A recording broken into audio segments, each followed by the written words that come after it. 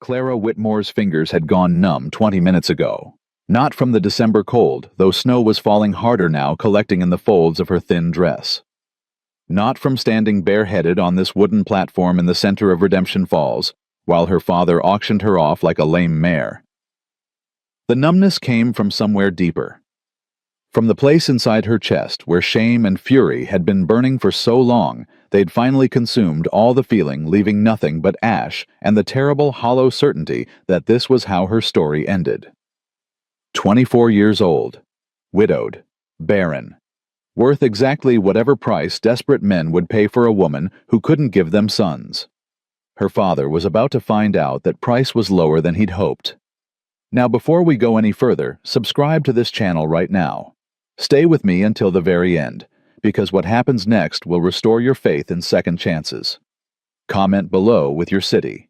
I want to see how far Clara's story travels. Now let's go back to that platform. Gentlemen of Redemption Falls. Vernon Whitmore's voice cut through the falling snow. Carnival Barker loud whiskey rough. He stood 3 feet from Clara, close enough that she could smell the drink on him. Not just today's bottle, but years of it, sweated out through yellowed skin. I present a woman of good breeding, fine education, skilled in all domestic arts. Clara kept her eyes on the mountains. Her mother had taught her that trick years ago, back when mother still spoke to her. Look beyond them, daughter. Look where they can't follow. But there was no following now. Mother was 3 winters dead, and Clara was alone. Clara Whitmore, Vernon continued. Recently widowed, 24 years of age. She can cook a meal fit for a governor, sew stitches finer than any tailor in Santa Fe, read, write cipher, kept house for her late husband Thomas Brennan 4 years before the consumption took him. A murmur rippled through the crowd. 50-60 men bundled in heavy coats. Clara recognized most of them. Had grown up in this town, bought supplies from their stores, sat in the same church pews. Now they were here to buy her. But I'll be straight with you. Vernon's voice dropped to that conspiratorial tone that made Clara's stomach turn. There's a reason I'm offering her at all. Here it came. 4 years of marriage. Not a single child. He paused, letting it sink in. The midwives examined her. The doctors examined her. The conclusion is clear: she's barren. Can't give a man sons. Can't give him daughters. Can't give him anything but a clean house and hot meals. Clara's nails cut crescents into her palms. Now I know what you're thinking. Vernon pressed on. Why buy a woman who can't bear children? The crowd shifted. Some men found their boots fascinating. Others leaned forward with a different kind of interest, the kind that made Clara's throat close. Maybe you've got children already, Vernon said. Maybe you need a housekeeper more than a broodmare. Maybe you've got a mother or sister needing help. Or maybe... His voice took on an edge. You just need someone grateful enough not to complain about whatever life you offer. Clara wanted to run, wanted to scream, wanted to disappear into the snow that was falling heavier now, burying this moment in white. But her legs wouldn't move. I'm asking $40, Vernon announced. That's all. $40 for a lifetime of service. Papers are legal, blessed by Reverend Morrison himself. He paused. Who'll start the bidding?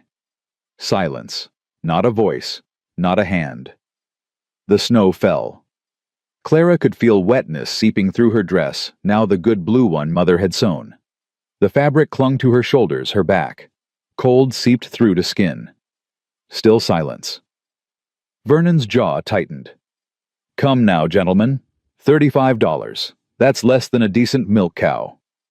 Nothing. Clara watched her father's face change, saw the bluster crack, saw something uglier underneath panic maybe, or the particular shame of a man discovering his daughter wasn't worth even his lowest price. $30, Vernon said, voice cracking now. That's less than a month's whiskey money. Surely someone here needs... Does she know how to handle children? The voice came from the back, deep, rough as creek gravel. The crowd parted. Clara's eyes found him despite herself. Tall, well over 6 feet. Shoulders broad from hard labor. His coat was worn but clean mended in places with careful stitches. A wide-brimmed hat shadowed most of his face, but she caught a strong jaw dark with days-old beard. Eyes that stopped her breath gray as winter sky, gray as the storm clouds overhead. Yes. Vernon seized the question like a drowning man grabbing rope.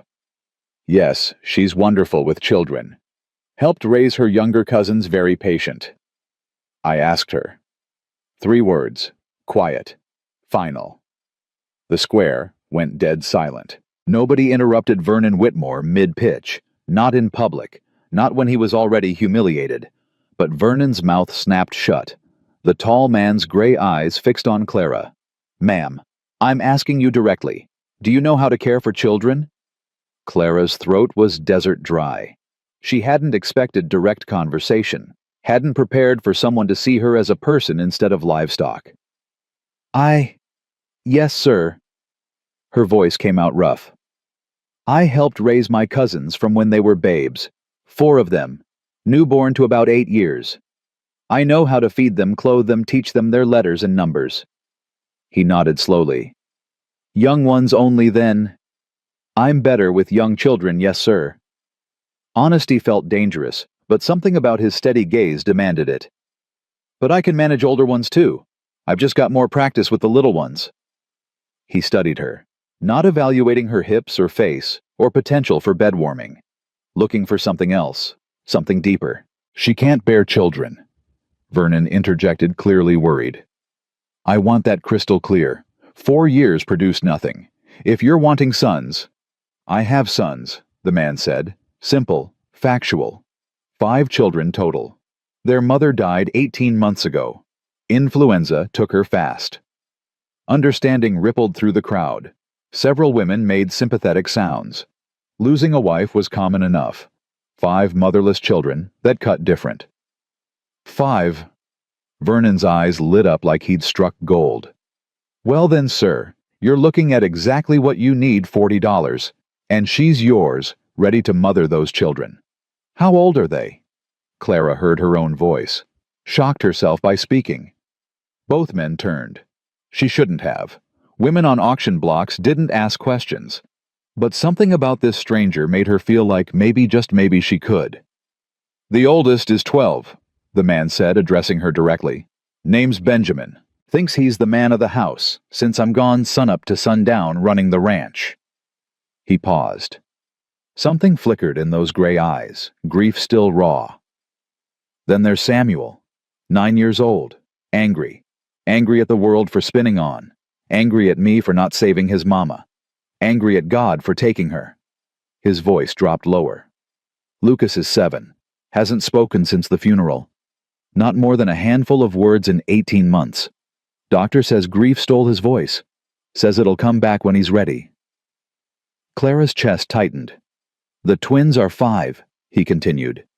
Nathan and Grace. Grace is my only daughter. His voice caught, just slightly, but Clara heard it. She asks every single day when her mama's coming home. Every day I have to tell her the truth that mama's with God now that she's not coming back. But truth doesn't help a 5-year-old understand why the world's so cruel. Silence held the square. Clara felt tears prick her eyes. She'd never had children. Would never have children.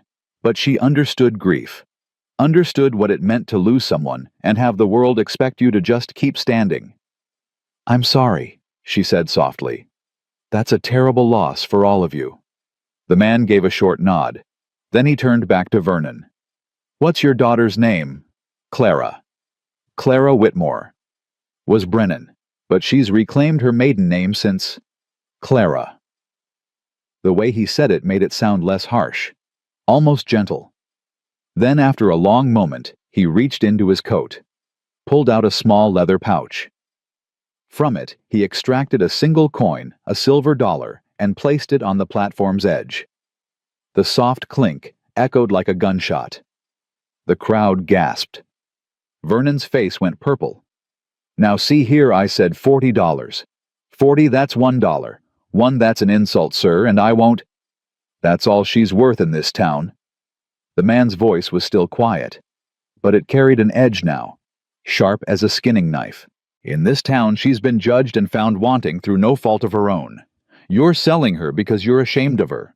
Every person in this square knows it.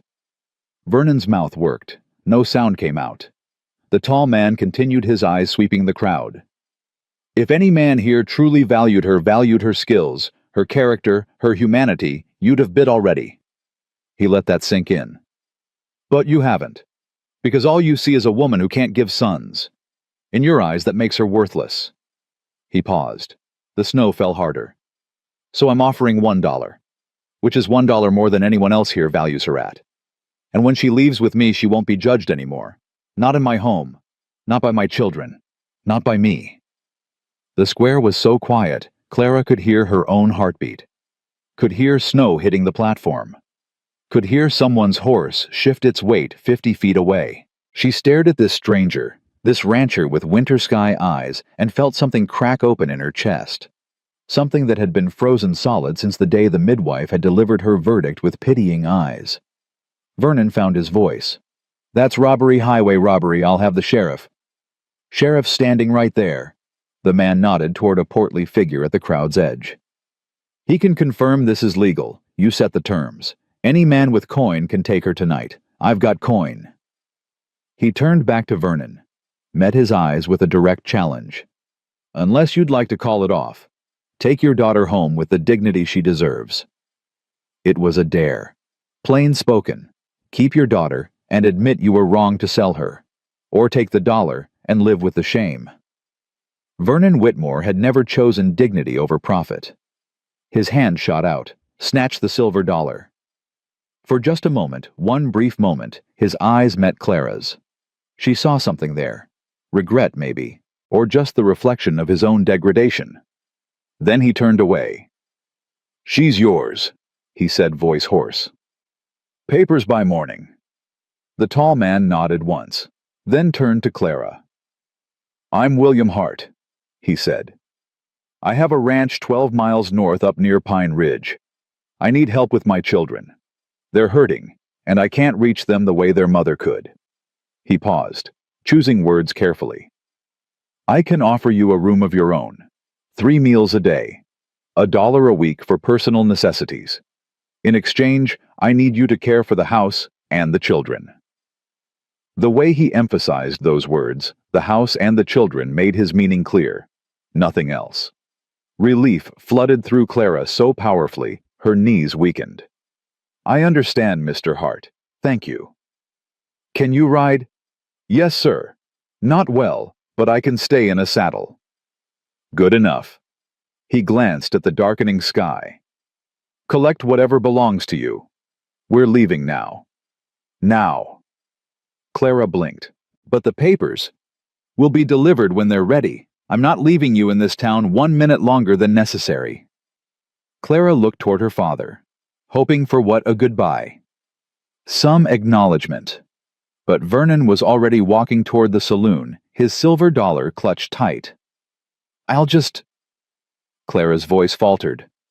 My things are at my father's house. I'll come with you, William said. So there's no trouble. They walked through the parting crowd, snow crunching under boots. Clara felt eyes following them, heard whispers starting like wildfire, Mrs. Henderson clutching her rosary, Old Man Sawyer shaking his head, the Martin sisters wide-eyed already storing details for gossip. The Whitmore house sat at street's end, small, shabby, peeling paint and a sagging porch. Clara had grown up here. It had never felt like home. She pushed open the door and went straight to her room. Her possessions fit in one worn carpet bag, 2 dresses, undergarments more patched than original fabric, a brush with half its bristles gone grandmother's Bible, and a tin locket. She paused over the locket, opened it. Inside was a tiny portrait of her mother, young, smiling, full of hope. Nothing like the cold stranger who'd turned away when Clara needed her most. Clara fastened it around her neck, tucked it under her collar, where it rested against her heart, warm and painful at once. When she emerged, William stood in the hallway studying faded photographs on the wall. He turned. That's everything. His eyes went to the small bag. Yes, sir. Something crossed his face. Anger, maybe, or pity. But he didn't comment on how little she owned. After you, Miss Whitmore? The wagon waited in front of the mercantile. Sturdy buckboard, well-maintained wheels. 2 horses stamped impatiently, their breath clouding the cold air. William helped Clara up with a brief, respectful touch to her elbow. Climbed up beside her.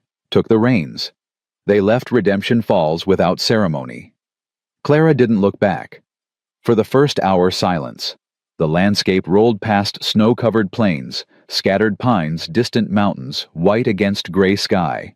Wind cut through Clara's thin coat like knives. She shivered. William noticed. Reached behind the seat without a word, pulled out a heavy wool blanket and offered it. Thank you. Clara wrapped it around her shoulders. It smelled of pine sap and wood smoke. And something else lavender faint, but there. His wife's scent still clinging to the wool. Clara was entering a world built without her, trying to fit into a space carved by a dead woman's absence. The thought should have terrified her. Instead, she felt strangely calm. Finally, as sunset touched the mountain peaks and painted the snow gold, William spoke. The children. His voice was rough from disuse. They're not easy right now. Clara listened. Benjamin thinks he's the man of the house, gets defensive when I suggest otherwise. He's been managing the younger ones, but he's 12 years old carrying a man's weight. It's breaking him. William's jaw tightened. Samuel's the angry one. Lashes out. Tries to hurt with words because he's hurting inside. He'll test you. Push you. See if you'll leave like everyone else has left. Everyone else? Clara asked quietly. Catherine's family stopped visiting after the funeral. Said it was too painful. My family's back east, they've never even met the children. The town sends casseroles for a month, then forgets you exist. His voice was bitter. We've been alone for 18 months. Samuel knows it. And Lucas, silent as stone, moves through the house like a ghost. I catch him sometimes standing in doorways just watching, like he's waiting for something that's never coming. William paused. The twins are 5. Nathan's curious about everything, asks 1,000 questions. Grace? His voice broke slightly. Grace doesn't understand why her mama doesn't come when she calls. Keeps asking when she's coming home. And I keep telling her the truth, that mama's with God, that she's not coming back. But she's 5. Truth doesn't mean understanding. Clara's throat tightened. That's heartbreaking. Catherine was... William stopped, started again. My wife was the heart of everything. The house, the family, the whole ranch. When she died, it was like someone ripped the center out and expected us all to just keep standing. He turned to look at Clara. I need to be clear about something, Miss Whitmore. I didn't bring you to replace Catherine. Nobody could do that. And I didn't bring you to be my wife. I'm not ready for that. May never be ready. Clara nodded. She understood. I brought you because my children are drowning, William said, and I can't reach them. I can mend fence, deliver calves, break horses, but I can't fix what's broken in their hearts. I don't know if I can either, Clara admitted. I'm not asking you to fix them. William interrupted gently. I'm asking you to be there, to keep the house from falling apart, to make sure they eat, wash, sleep, to be steady when everything else is crumbling. He paused. Can you do that? Clara thought about it. Really thought. She'd spent a year feeling like a failure, measured against an impossible standard and found wanting every time. But this man, this stranger who'd bought her for $1 and promised she wouldn't be judged, was asking her to do something she might actually be capable of.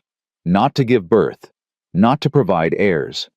Just to show up, be present, care. Yes, she said. Yes, I can do that. Relief crossed William's face. Good. They rode on as twilight deepened. Stars appeared more than Clara had ever seen from town, painting the sky silver. Temperature dropped sharply. Despite the blanket cold, seeped into her bones. Ice formed on the wagon wheels, crackling with each revolution. "There," William said. "That's home." Clara saw lights flickering ahead, lantern light warm against darkness. As they drew closer, she made out buildings, main house barn, outbuildings clustered together. The house was two-story wide porch, wrapping the front. Even in darkness, she could see neglect peeling paint, crooked shutter weeds poking through snow. 18 months without a woman's hand showed. William stopped the wagon, set the brake. Before Clara could move, the door burst open. Children spilled out, all 5 illuminated by lantern light behind them, staring with expressions ranging from curiosity to outright hostility. "Pa!" The smallest Grace ran down the steps. Her nightgown flapped around bare feet. "You were gone forever." "Just since morning, baby girl." William's voice softened in a way it hadn't all day. He climbed down, swept her into his arms. "Were you good for Benjamin?" She was a terror. The tallest boy, Benjamin, clearly stepped forward. At 12, he already had his father's build showing in his shoulders, his eyes fixed on Clara with unmistakable suspicion. "Who's that?" "Miss Clara Whitmore," William said, setting Grace down. He turned to help Clara from the wagon. "She's staying with us, helping with the house and looking after you children while I work." "We don't need looking after." Benjamin's voice was flat, hard. "I've been managing fine." "You burned breakfast," piped up one of the twins, gap-toothed grin. "And put salt in the coffee." "Shut up, Nathaniel." "Boys," warning in William's voice. "Mind your manners." He turned to Clara. "These are my sons, Benjamin, Samuel, Lucas, and Nathan, and this is Grace." Clara climbed down, clutching her bag, faced the children. Benjamin scowled openly. Samuel, the 9-year-old, stood with arms crossed, jaw set like he was ready for battle. Lucas watched with enormous eyes but said nothing. The twins stood together, Nathan, curious, Grace half hiding. "Hello?" Clara said. She didn't force a smile. "I'm pleased to meet you." Silence. "Is she our new ma?" Grace asked. Small voice. "No." William was firm. "Your ma is your ma, always will be. Miss Clara is here to help, that's all." "We don't need help," Benjamin repeated, but less conviction now. He looked tired, bone-deep tired from carrying too much weight too long. "Well, you've got it anyway," William said. "Now, Benjamin, take Miss Whitmore's bag. Show her to the spare room. Rest of you bed. It's late." The children dispersed slowly. Plenty of foot dragging. Mutinous looks. Benjamin grabbed Clara's bag with barely contained hostility. Disappeared inside. The others followed, glancing back. William waited until they were gone, then turned to Clara. In the lantern light, his face looked haggard. Older. "I'm sorry," he said quietly. "They're not usually this rude." "They're protecting themselves," Clara said. "I understand. I'm a stranger in their mother's space. Of course they're suspicious." William studied her, surprise in those gray eyes. "You do understand." "I know what it's like to build walls just to survive," Clara said simply. "Those children have walls I can't even see yet. But Mr. Hart, I meant what I said. I'll show up. I'll be here, whether they accept me or not." For the first time, William Hart smiled. Small. Barely there. But it transformed his face from stern to almost gentle. "Come on," he said. "Let's get you inside before you freeze." The interior spoke of recent chaos and long-term neglect. Dishes piled in the basin. Clothes draped over chairs. Floor needing sweeping. Dust coating every surface not in daily use. But underneath, Clara saw bones of a well-loved home. Handmade curtains faded but carefully sewn. A dining table scarred with use but solidly built. Children's drawings pinned to walls. Benjamin waited at the stairs, her bag at his feet. "This is your room." He pushed open a door, small but clean. Single window overlooking the front yard. A bed dresser washstand. Simple. Someone, probably Benjamin, had made up the bed with sheets that smelled of sage and sunshine. "Thank you," Clara said. Benjamin's expression didn't soften. "My ma's things are in the attic. Pa couldn't bear to move them, so they're just sitting there. You're not to touch them. You're not to go in their bedroom. And you're not to think you can just walk in here and take her place." Each word was a small stone thrown with precision. But Clara had been hurt by experts. A 12-year-old's anger couldn't touch her the way Redemption Falls had. "I'm not here to take anyone's place, Benjamin," she said quietly. "I'm here to help. That's all." "We'll see." He turned on his heel, left her alone. Clara sat on the bed. Her hands trembled now that she was finally alone. The enormity of what had happened was sinking in. This morning she'd woken in Redemption Falls, knowing her father planned to sell her, but not believing it would actually happen. Tonight, she was in a stranger's house 12 miles from everything she'd known, responsible for 5 grieving children who wanted nothing to do with her. She pulled the locket from beneath her collar, opened it, looked at her mother's young, hopeful face. "I'm sorry, Mama," she thought. "I'm sorry I couldn't be what you wanted." But even as she thought it, William's words echoed. She won't be judged anymore. Maybe broken was all right here. Maybe broken could still be useful. Clara changed into her nightgown, washed her face in the basin, crawled between sage-scented sheets. Through thin walls, she heard the house settling. Floorboards creaking, a child coughing, the distant sound of William's boots on stairs. Tomorrow, she thought. Tomorrow, she'd begin earning her place. Tomorrow, she'd face whatever challenges these children threw at her. Tomorrow, she'd prove that a woman didn't need a working womb to have value. But tonight, alone in a strange room, in a house full of grief, Clara Whitmore let herself cry. For her marriage, for her parents' love, for the children her body would never create, for the woman she'd been expected to be, and the woman she actually was. And somewhere in that grief, she found the smallest spark of something else. Not hope, not yet, but possibility. The possibility that here in this broken house with these broken children and this broken man, she might finally find a place where being broken was enough. Outside, wind howled through pine trees. Snow fell heavier, burying the world in white. And in the small room at the top of the stairs, Clara closed her eyes. Tomorrow would come soon enough. Tomorrow, with all its trials and small mercies. Tomorrow, she would begin again. Dawn came too early and too cold. Clara woke to unfamiliar sounds, a rooster crowing somewhere close, cattle lowing in the distance, and the unmistakable thunder of children's feet on wooden stairs.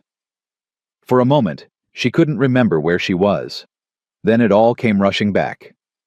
The auction. The dollar. William Hart's gray eyes promising she wouldn't be judged anymore. She sat up, her breath misting in the frigid air. The fire in the main room downstairs must have died during the night because cold had seeped into every corner of the house. Clara dressed quickly in her everyday calico fingers, clumsy with cold, as she braided her hair.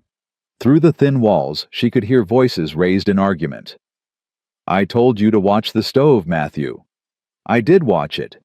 It's not my fault the pan was too hot." "Everything's always someone else's fault with you, isn't it?" "Shut up, Benjamin. You're not Pa." Clara took a breath, steadied herself, then opened her door and descended the stairs. The kitchen was chaos incarnate. Benjamin stood at the stove wielding a spatula like a weapon, his face flushed with frustration. Samuel. She assumed that was Samuel, the angry 9-year-old, sat at the table with arms crossed and jaw set. Lucas hovered near the window, watching everything with those enormous silent eyes. The twins, both still in nightclothes, were attempting to set the table with more enthusiasm than skill. Forks clattered to the floor like autumn leaves. Smoke rose from a pan on the stove. The smell of burned eggs filled the air. "Good morning," Clara said, pitching her voice to carry without shouting. 5 heads swiveled toward her. The room went dead quiet. Benjamin recovered first. "Pa's already out with the cattle. Left before sunup. Said to tell you there's eggs in the coop milk and the cold cellar flour in the pantry." "Thank you." Clara moved into the kitchen assessing damage. Burned eggs in one pan. What looked like the remains of an attempted pancake in another. Coffee boiling over on the back burner, filling the room with bitter smell. "May I?" she asked, gesturing to the stove. Benjamin stepped back. Relief flooded his face despite his attempt to hide it. "Suit yourself." Clara had learned to cook in her mother's kitchen under strict tutelage. She'd never enjoyed it particularly, but she knew her way around a stove. She removed the ruined pans, dumped the coffee that was more sludge than beverage, and started fresh. The children watched in silence. Their expressions ranged from Benjamin's barely concealed hostility to Grace's wide-eyed curiosity. "Nathaniel Grace," Clara said as she measured coffee grounds. "Could you pick up those forks and put them in the basin? We'll need to wash them before we use them." The twins looked at each other. Then at Benjamin, clearly seeking permission. When he didn't object, they scurried to obey, treating it like a game to see who could collect the most forks. "Samuel." Clara continued cracking eggs into a bowl. "Would you mind fetching water from the pump? We'll need it for washing up." "Get it yourself," Samuel said.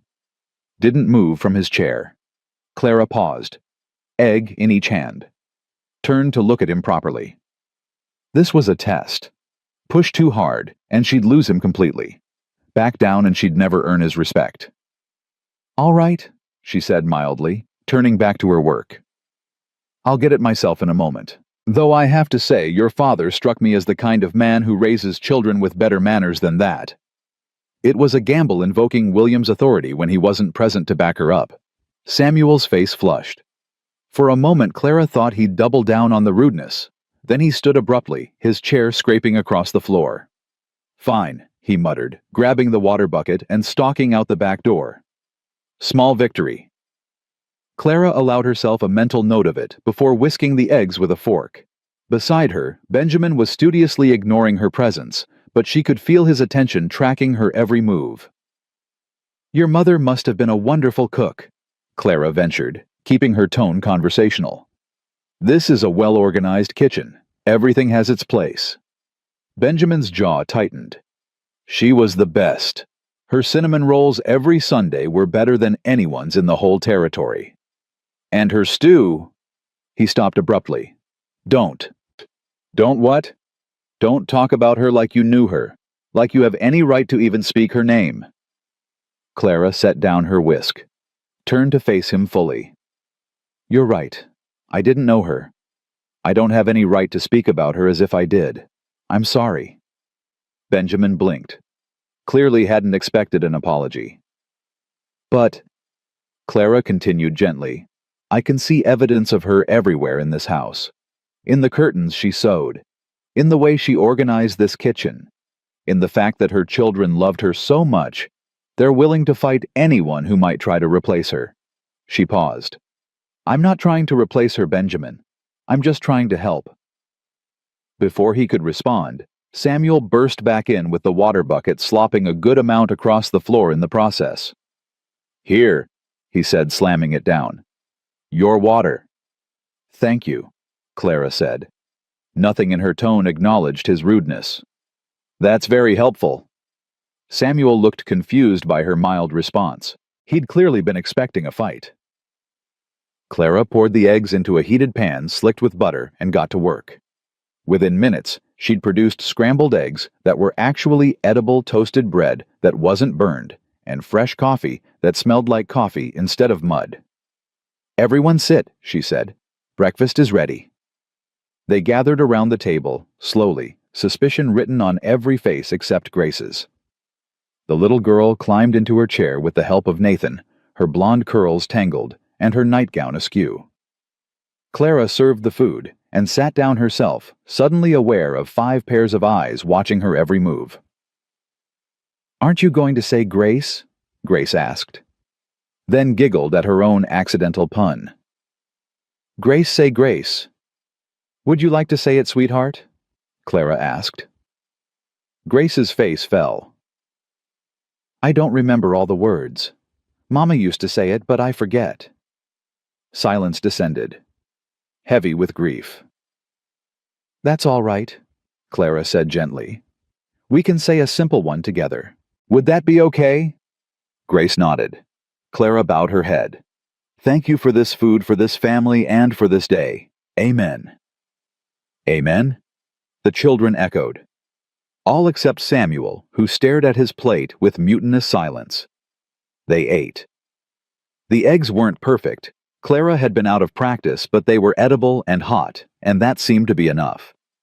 Even Samuel took 3 helpings, though he refused to make eye contact with her.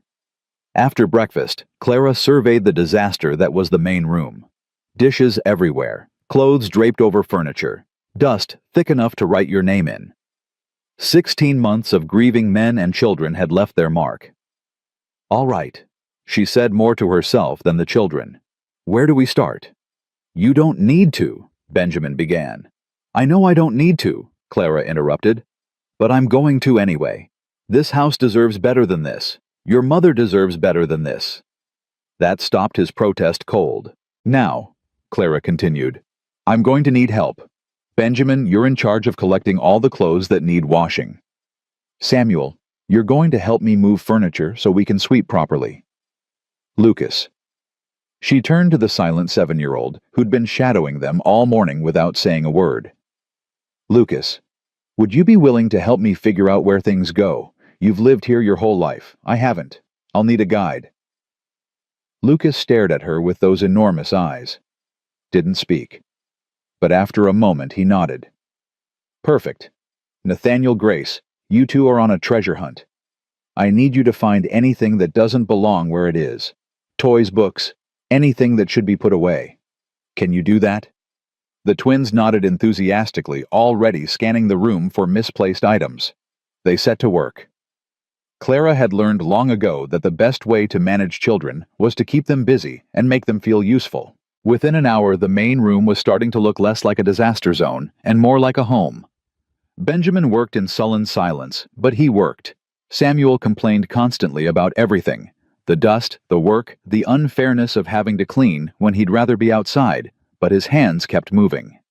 Lucas was her shadow, appearing at her elbow whenever she needed something moved or found his help wordless but invaluable. And the twins turned cleaning into an elaborate game involving dragons and treasure that made no sense to Clara, but kept them engaged and mostly out of trouble. By noon, the main room gleamed. Windows let in actual sunlight instead of filtered murk. The air smelled of lemon oil and soap instead of stale grief. Clara stood in the center of it all, hands on her hips, surveying their work. It looks like it used to, Grace said softly, coming to stand beside her. When Mama was here. Clara's throat tightened. Your Mama had good taste.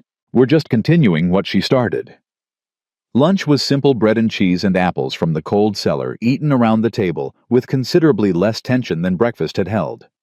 Even Samuel seemed marginally less hostile, though he still refused to speak directly to Clara. After lunch, Clara sent the children outside to play. They needed fresh air, and she needed a moment to breathe. The house was quiet for the first time since she'd woken.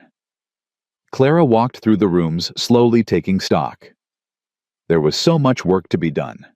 So many small things that had been neglected. Mending, that needed doing.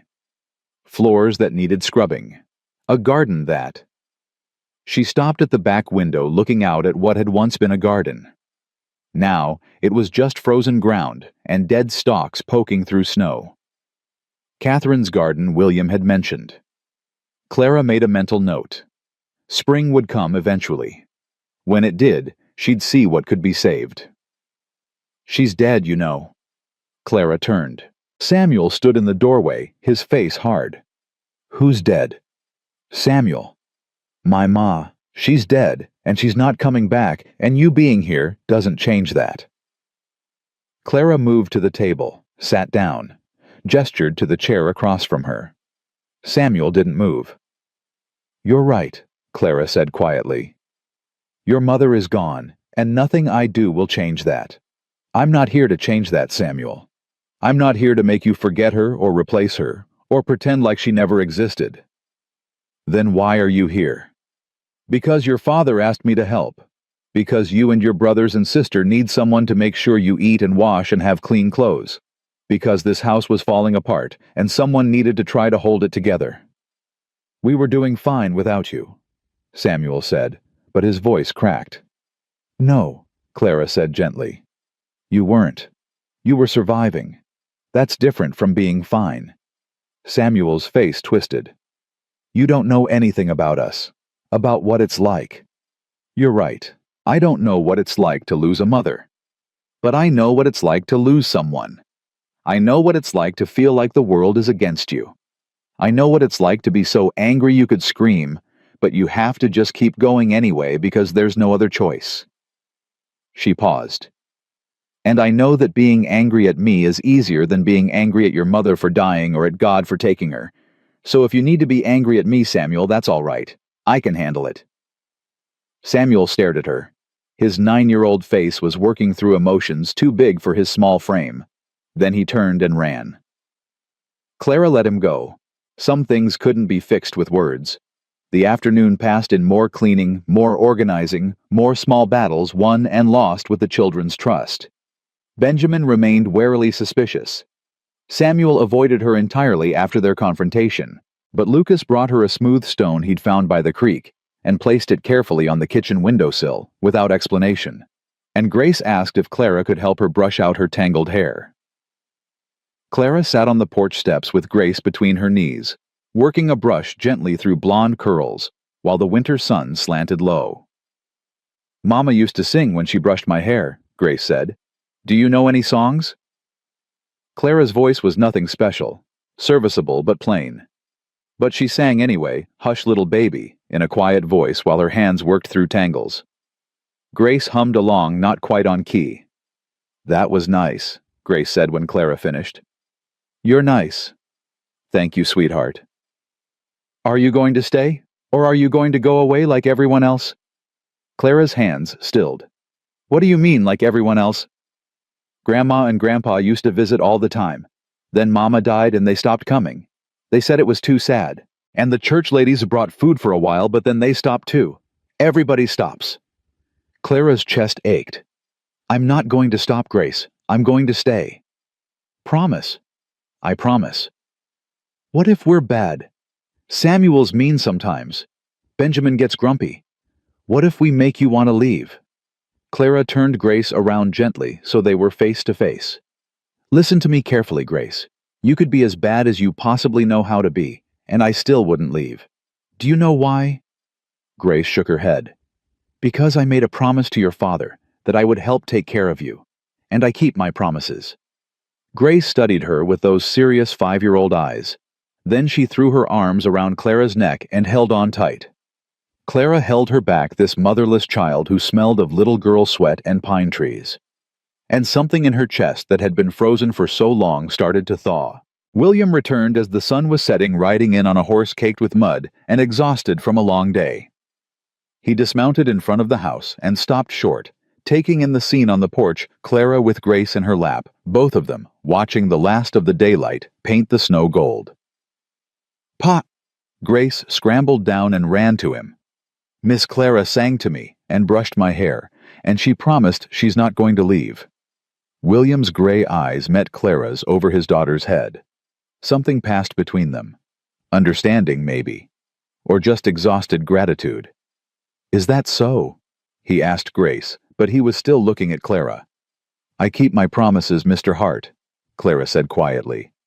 I'm starting to see that. He swung Grace up onto his hip. How was your day? We cleaned the whole house. It looks like when Mama was here. And Miss Clara made real breakfast and... Where's Benjamin? William interrupted, scanning the yard. Here, Pa. Benjamin emerged from the barn, wiping his hands on his pants. Just finishing the evening feed. Good man. William set Grace down. Everyone else? Samuel's in the barn loft. Benjamin said, his voice careful. Been up there since lunch. Lucas is in the main room. Twins are playing upstairs. William's jaw tightened. He knew what it meant when Samuel hid in the barn loft. I'll talk to him. He had a hard day, Clara said, standing. We had a conversation that didn't go the way he wanted. William turned to her. What kind of conversation? The kind where I told him it was all right to be angry at me instead of at his mother for dying. He didn't like that much. Something shifted in William's expression.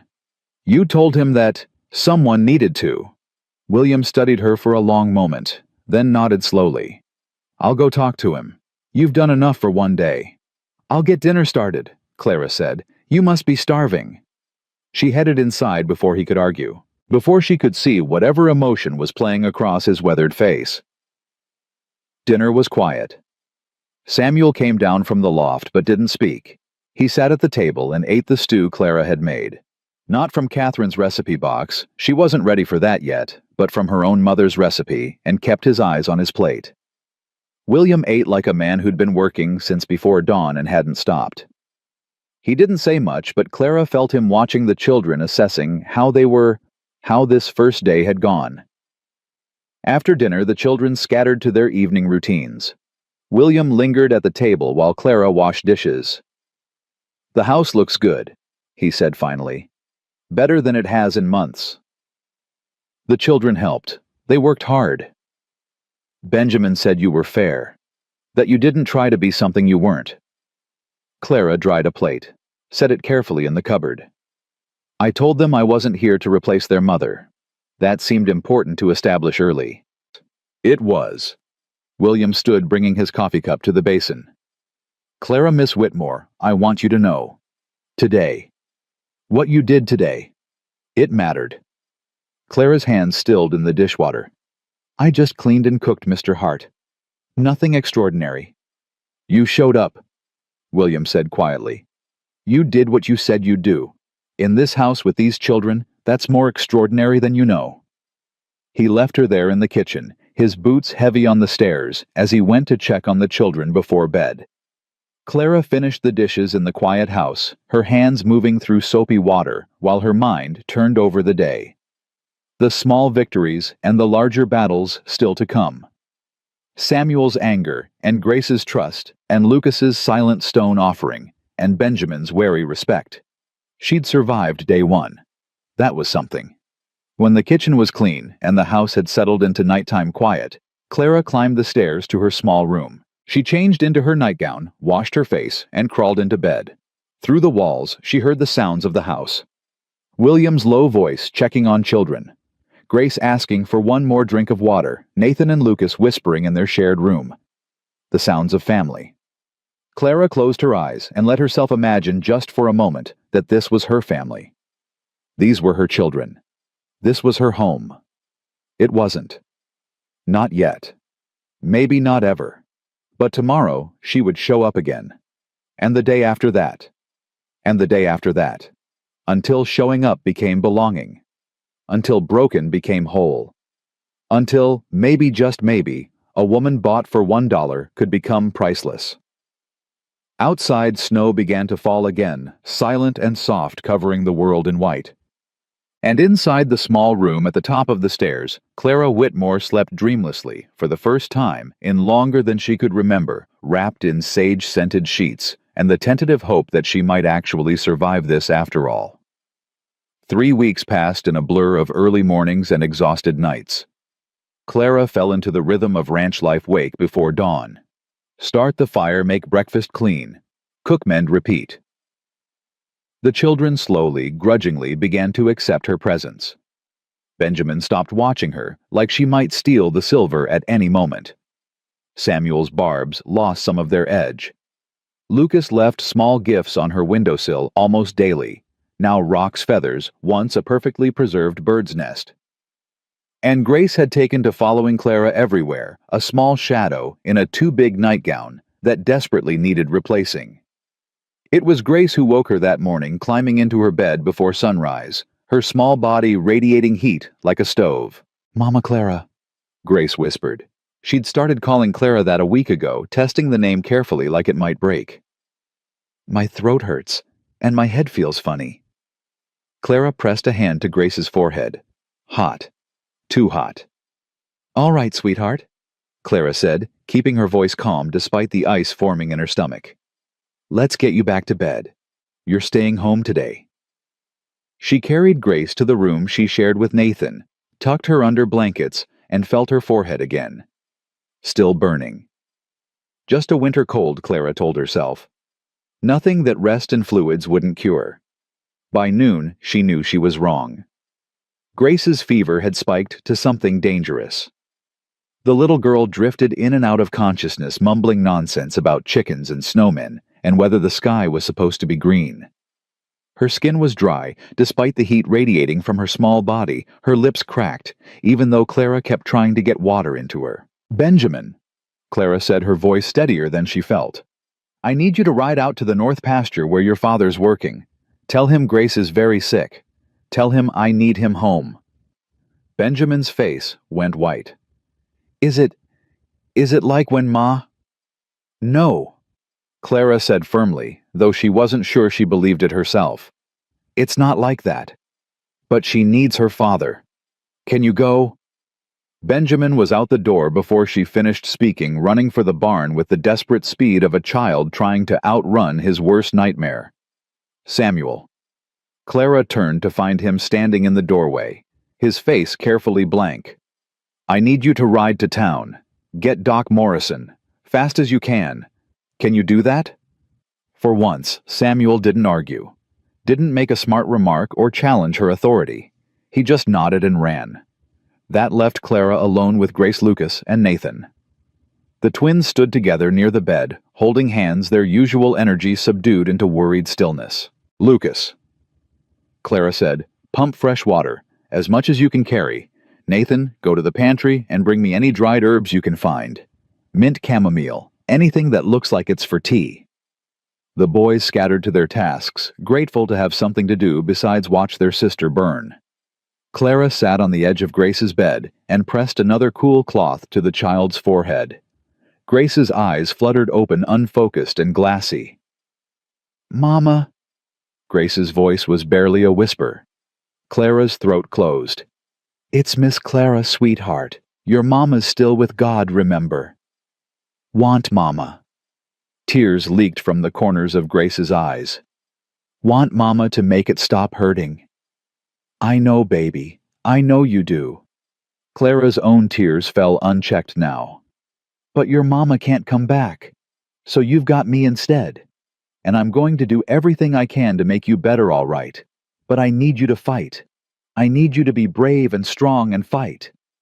Grace's eyes closed again. Lucas returned with water, his thin arms straining under the bucket's weight. Nathan brought an armful of dried herbs, some Clara recognized, and some she didn't. She made a tea from chamomile and mint, sweetening it with honey, and tried to coax Grace into drinking. "Come on, sweetheart," she murmured, supporting Grace's head while holding the cup to those cracked lips. "Just a few sips. That's all I need. Just a few sips." Grace managed 2 swallows before turning her head away with a whimper. Time became meaningless. There was only Grace's burning skin and Clara's cool cloths. Only the ragged breathing and whispered prayers. Only the endless cycle of water and cloth and prayer. And please, please, please, don't take this child. William burst through the door like a winter storm, Benjamin close behind him. His face was stark white beneath the tan. "How bad?" he demanded, already crossing to the bed. "Bad," Clara said. "The fever's high and getting higher. She's barely conscious. I can't get enough water into her." William knelt beside the bed, his large hand gentle on his daughter's burning forehead. "Grace, baby girl, can you hear me?" Grace's eyes opened. "Pa, it hurts." "I know, sweetheart. I know. Doc Morrison's coming. He's going to make you better." "Where's Mama? I want Mama." William's face crumpled. For just a moment, Clara saw the grief he kept locked away. Then he pulled himself together with visible effort. "Mama can't come, baby. But you've got me. And you've got Miss Clara. We're going to take care of you." Matthew arrived 20 minutes later, with Doc Morrison, a grizzled man in his 60s who'd seen every kind of illness the territory had to offer. He examined Grace with efficient movements, while the family clustered in the hallway, too afraid to leave, but unable to watch. When Doc Morrison emerged, his face was grave. "It's scarlet fever," he said without preamble. "The rash will confirm it in the next day or so, but all the signs are there. William's hand gripped the doorframe. Is there something? I can leave you willow bark extract for the fever. But mainly it's going to take constant care. Cool cloths, fluids, rest. Keep that fever down any way you can. If it gets much higher... He stopped. Didn't finish the sentence. Didn't need to. I'll stay with her, Clara heard herself say. I'll keep the fever down. Doc Morrison turned to her. This isn't your child, miss. You understand that scarlet fever is serious business. You'd be putting yourself at risk, and for what? A child you've known 3 weeks. She's mine, Clara said. The words came out fierce, certain. She might not be mine by blood, but she's mine by choice. And I choose her. I choose all of them. Now tell me what I need to do. Something shifted in the doctor's weathered face. He pulled a small vial from his bag. 2 drops, dissolved in water every 4 hours. Keep her cool. Get fluids in her any way you can. And keep everyone else away unless they've already had scarlet fever. Last thing this family needs is all 5 children sick. He left instructions and medicine and departed with promises to return the next day. William stood in the hallway after the doctor left, his shoulders bowed under invisible weight. I can't... His voice broke. I can't lose her too. It'll kill me, Clara. I can't survive losing another one. Clara stepped close, put her hand on his arm, felt the tremor running through him. You won't lose her, she said. I won't let you lose her. You can't promise that. You're right. I can't know for certain what's going to happen. But I can promise that I'll do everything in my power to save her. I won't sleep. I won't rest. I won't stop fighting for her. That much I can promise. William looked at her with those winter sky eyes, and in them she saw fear and hope, and something else she couldn't quite name. Then he nodded once and turned to his sons. Benjamin, you're in charge of your brothers. Samuel, Matthew, Nathan, you mind your brother. Miss Clara needs to focus on Grace. Can you boys handle things for a few days? Yes, sir, they chorused, even Samuel's voice lacking its usual defiance. Good. William looked back at Clara. I'll be close. If you need anything... I'll call, Clara finished. Now go. Let me work. The next 18 hours blurred into a nightmare of fever and fear. Clara kept her vigil by Grace's bedside, changing cool cloths every few minutes, dripping water and willow bark extract onto those cracked lips, monitoring every breath and whimper. The boys brought her food she didn't eat. William appeared in the doorway every hour, his face haggard, needing to see that his daughter still breathed. Lucas brought fresh water without being asked. Benjamin made sure his brothers ate, even though no one was hungry. Samuel stopped being angry at the world long enough to sit quietly in the hallway outside Grace's room, as if his presence alone could keep death away. Somewhere around 3 in the morning, Grace's fever spiked higher. The little girl began thrashing her small body, convulsing with heat, her skin so hot it hurt to touch. Clara's careful calm shattered. No, she whispered frantically, stripping away blankets, pressing cool cloths everywhere she could reach. No, no, no. Come on, sweetheart. Come back to me. Come back.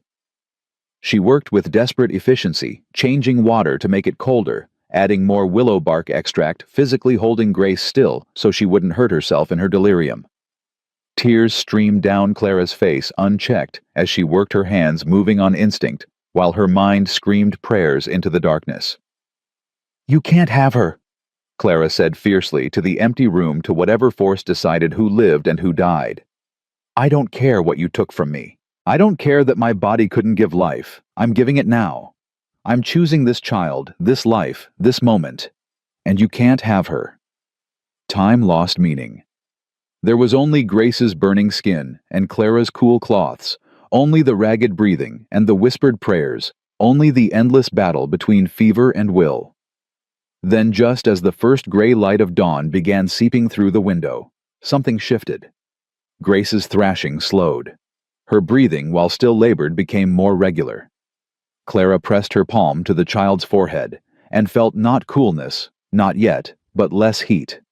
The fever was breaking. "That's it," Clara whispered, exhausted tears falling faster now. "That's my girl. Come back to us. Come on back." As the sun rose over the frozen landscape, painting the snow pink and gold, Grace's eyes fluttered open. They were glassy and unfocused, but they were open.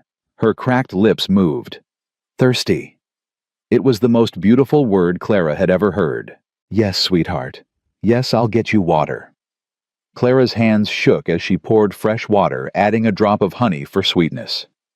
She supported Grace's head with infinite gentleness and helped her drink. The little girl managed 3 sips before turning her head away with a soft sound. But it was enough. It was progress. It was life choosing to stay instead of slip away. "More later," Clara promised, setting the cup aside. "Rest now. You're going to be all right." Grace's eyes struggled to focus. "Mama." Clara's heart clenched. "No, sweetheart. It's Miss Clara. Your mama's still with God, remember?" Grace's face crumpled. Fresh tears leaked from the corners of her eyes. "Want Mama?" I know you do." Clara smoothed damp hair back from Grace's forehead, her own tears falling freely. "But your mama can't come back, baby, so you've got me instead. I know I'm not her. I know I'm not what you want. But I'm here, and I love you, and I'm so very glad you decided to stay with us." The words slipped out before Clara could stop them. She loved this child, loved all of them. When had that happened? When had these 5 grieving children stopped being William's problem and become her purpose?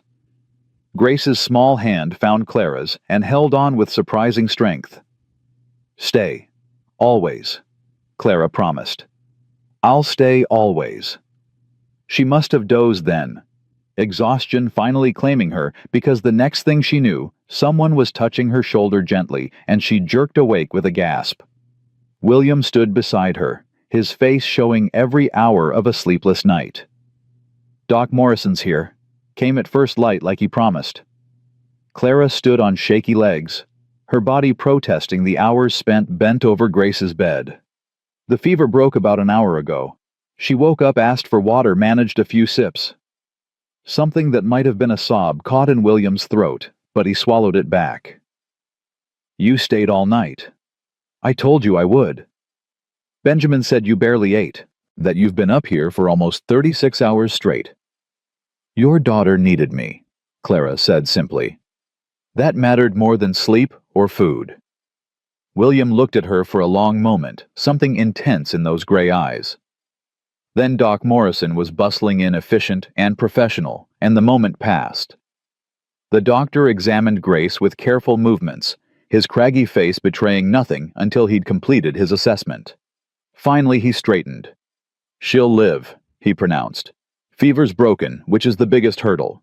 She'll need rest for the next week or so, light foods, plenty of fluids. Keep her in bed even after she starts feeling better. But barring complications, she'll make a full recovery." The air went out of William's lungs in a rush. He gripped the bedpost for support. "Thank God." "Thank Miss Whitmore here," Doc Morrison said, packing up his instruments. "Most folks wouldn't have known what to do, or wouldn't have had the stamina to do it all night. She saved your daughter's life, Mr. Hart. No question about it." After the doctor left, William stood in Grace's room, watching his daughter sleep peacefully for the first time in 2 days. Clara gathered her things, preparing to finally rest. "Clara." She turned. "I don't know how to thank you," William said. His voice was thick with emotion he was trying hard to control. "There aren't words big enough for what you did." "I didn't do anything special," Clara protested. "I just stayed, that's all." "That's everything." William crossed to her, stood close enough that she could see the exhaustion in his face, the fear that still hadn't fully left his eyes. "You could have kept your distance. Protected yourself from getting sick too. But you didn't. You stayed with her all night. Fought for her like she was your own." "She is mine," Clara said. The truth of it settled into her bones as she spoke. "Maybe not by blood, but by choice. I chose her, William. I chose all of them. And when you choose someone, you fight for them. You don't leave them to face the darkness alone. William's gray eyes held hers. Something shifted in them that Clara couldn't quite name. You should rest. You've earned sleep in a real bed. Just a few hours. Clara conceded, suddenly aware of how bone-tired she was. Wake me if she needs anything. I will. Clara stumbled to her room and fell onto the bed, still fully dressed. She was asleep before her head properly hit the pillow, dreaming of fever and darkness, and a little girl's hand holding hers with desperate strength. She woke to afternoon sun and the smell of cooking food. Disoriented, Clara made her way downstairs to find the kitchen full of activity. Benjamin stood at the stove, attempting something that might have been soup. Nathan was setting the table with exaggerated care. Lucas was sweeping the floor with methodical precision. And Samuel was peeling potatoes at the table, his movements angry but efficient. They all looked up when she appeared. You saved Grace, Nathan declared, running to throw his arms around her waist. Doc Morrison said you saved her life. We all helped, Clara said, steadying herself against his enthusiasm. You boys kept the house running while I was upstairs. That mattered too. But you stayed with her all night, Benjamin said, not turning from his soup. You didn't sleep. You didn't eat. You just stayed. There was something different in his voice now. The hostility had burned away, leaving something raw and honest underneath. Respect, maybe, or the beginnings of trust. Of course I stayed, Clara said. She needed someone. Ma would have stayed too, Benjamin said quietly. Ma would have done exactly what you did. It was the highest compliment he could have given. They both knew it. Thank you, Benjamin. That means more than you know. Even Samuel looked up from his potatoes, then his angry mask slipping just enough to show the confused, hurting boy underneath. You really meant it, he said, his voice uncertain. When you said you'd fight for her, you really meant it. Yes, Clara said simply. I meant it. And I mean it about all of you. You're my children now, whether you like it or not. I'll fight for every single one of you. Samuel's hands stilled on the potato he'd been peeling. For a long moment, he just stared at her, working through something complex in his 9-year-old mind. Then, so quietly, she almost missed it. Thank you. It was the first kind thing he'd said to her in 3 weeks. Clara felt tears prick her eyes again. Exhaustion had apparently left her defenses weak.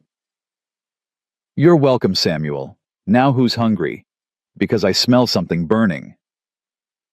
Benjamin yelped and spun back to his soup, which had indeed begun to scorch on the bottom.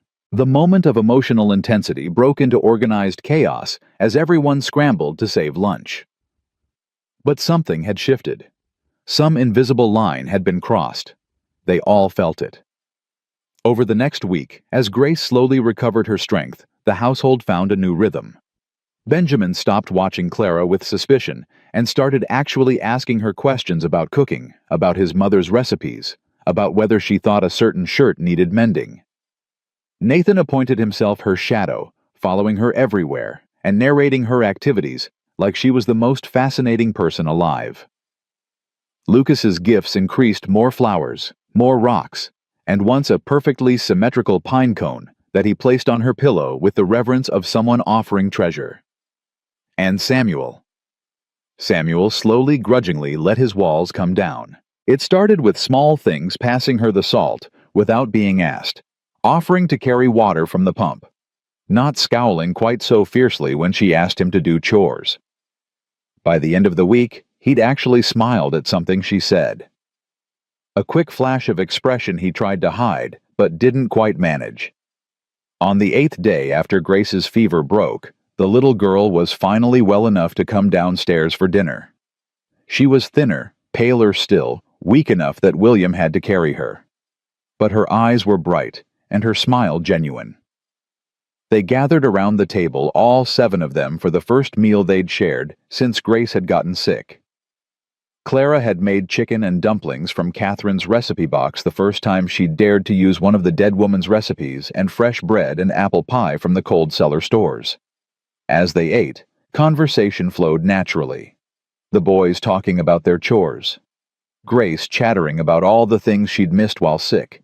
William quietly listening to his children with an expression of profound relief. Clara watched them, all these people who'd become hers through circumstance and choice, and felt something loosen in her chest. This was what family felt like. Not blood, not biology. Just people who showed up for each other, who fought for each other, who chose to stay even when staying was hard. Miss Clara, Grace's small voice cut through the conversation. When I was really sick and I woke up for a little bit, you said you loved me. Did you mean it? The table went quiet. All eyes turned to Clara. She could feel William's gaze particularly, though she didn't dare look at him. Yes. Clara said, her voice steady, despite the emotion threatening to swamp her. I meant it. I love you, Grace. I love all of you.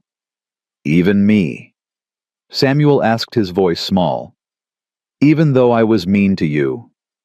Even you, Clara confirmed. Especially you, Samuel. Because I understand why you were angry. And I'm not going anywhere, no matter how much you push. Nathan beamed. I love you too, Miss Clara. Lucas, silent as always, simply reached across the table and squeezed her hand once before returning to his dinner. But the message was clear. Benjamin cleared his throat, his face flushing slightly. We wanted to tell you something. All of us. We talked about it while you were taking care of Grace. Oh. Clara's heart started beating faster. Yeah. Benjamin glanced at his siblings, gathering courage. We know you're not our ma.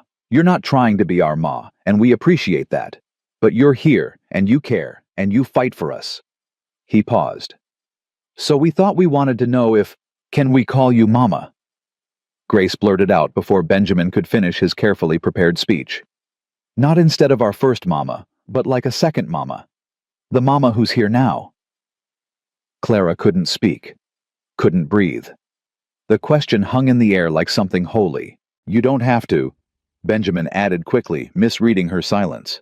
We know it's a big thing to ask. We just thought, yes.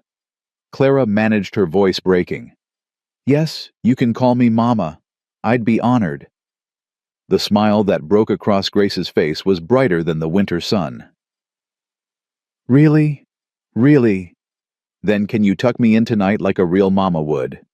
Of course, baby girl. Of course I will. Dinner continued with lighter hearts and fuller laughter. After the meal was done and the dishes washed after the children had scattered to their evening routines, Clara found herself standing at the back window, watching the last light fade from the winter sky. William joined her there, 2 tin cups in his hands. He offered one to her, Catherine's cup with its scratched flower filled with coffee that was actually drinkable this time. Thank you, Clara said, accepting it. They stood in comfortable silence for a while, sipping coffee, watching stars emerge. Finally, William spoke. They mean it, you know, about calling you Mama. It's not just gratitude or relief that Grace is alive. They've chosen you, all of them, even Samuel. I know, Clara said softly. I can feel it. And Clara. William paused, choosing words carefully. I need you to know that I take it seriously too. What you've become to this family. What you've given us. You're not just hired help anymore. You're not just the woman who cares for my children. You're part of this family. Permanently. He turned to face her fully. Whether I ever marry again or not, whether you stay as the children's mother, or eventually decide to build a life elsewhere, you'll always have a home here. You'll always have us. Do you understand? I'm not going anywhere, Clara whispered. This is my home. You're my family. I don't need anything more than this. Relief flooded William's face. Good. That's good. I just needed you to know that you're secure here. That I'm not going to suddenly decide I don't need you anymore. You're ours, Clara. For as long as you want to be. Forever then, Clara said. I want to be yours forever. They finished their coffee, as darkness settled fully over the frozen landscape. And when they finally went inside, when Clara climbed the stairs to tuck 5 children into bed for the first time, as Mama, her heart was fuller than it had ever been. She saved Grace's room for last. The little girl was already drowsy, but fighting sleep. "Mama Clara," Grace said as Clara pulled the covers up, "will you tell me a story?" "What kind of story?" "About you, when you were little. I want to know everything about you." So Clara settled on the edge of the bed and began to tell stories about her own childhood. About her grandmother, who taught her to braid hair. About the time she'd tried to bake a cake and used salt instead of sugar. She talked until Grace's eyes drifted closed, until the little girl's breathing evened out into the rhythm of healthy sleep. "Good night, baby girl," Clara whispered, pressing a kiss to Grace's forehead. "Sweet dreams."